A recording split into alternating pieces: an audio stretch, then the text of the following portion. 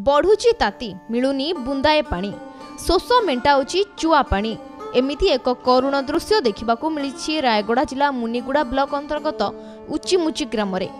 बुंदाए पानी पाई डहल विकल होउछंती ग्रामवासी टोपे पानी पाई संग्राम करुछंती निरीह परिवार नलक जतन देवा ना अर्कित कोइले वर्ष के 2 वर्ष हैलानी से आसु नाही अर्कित जणाले से अर्कित आसु ना किछि नाही सामान सब कोइले गला बेले से रहू नाही घरे रहू नाही केते दिन जाय करम सीधा हे गेलो से गाना बिलर पानी आने खाउछु गोंदाल पानी की वर्षा फर्षा हेले तो पूरा गोंदाल आसुछ से पानी हमें खाइ दउछ अरे तेबे सरकार को समस्त योजना कहा पई वर्ष तमाम बिल भितरे जमी रहितबा पानी उपरे निर्भर करुथिबा बड़ साहिर लोकंग पई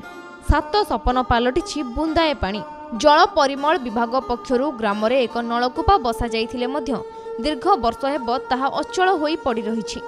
फलरे ग्रामवासी माने चुआ पानी उपरे भरोसा करी जीवन बिताउछंती नलको न से कोई काहे का करते है करी काय मत हम पान मंदे मिर्ची हम के नलको न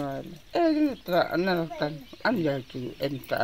ए केरे बाटो जाउछु ए बाटो बारू दारू की बेटा अंडी दारू की ए केर से जाउछु सही अपरिष्कार पानी को व्यवहार करी लोक माने नानादी रोग रे पीड़ित होउछंती एथिपई बहु समय रे अकाल रे साधारण लोकंक जीवन चली जाउथिबा अभियोग हेउछि एभली दुर्गम अंचल रे लोके पानी मुंदाए पई डहल विकल हेउथिबा बेले एने प्रशासनिक अधिकारी को बहु बार अभियोग करा जायछि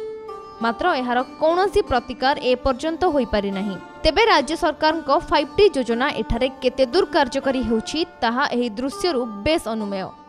मुनिगुड़ारू रंजन स्वाईं रिपोर्ट कोणार्क न्यूज।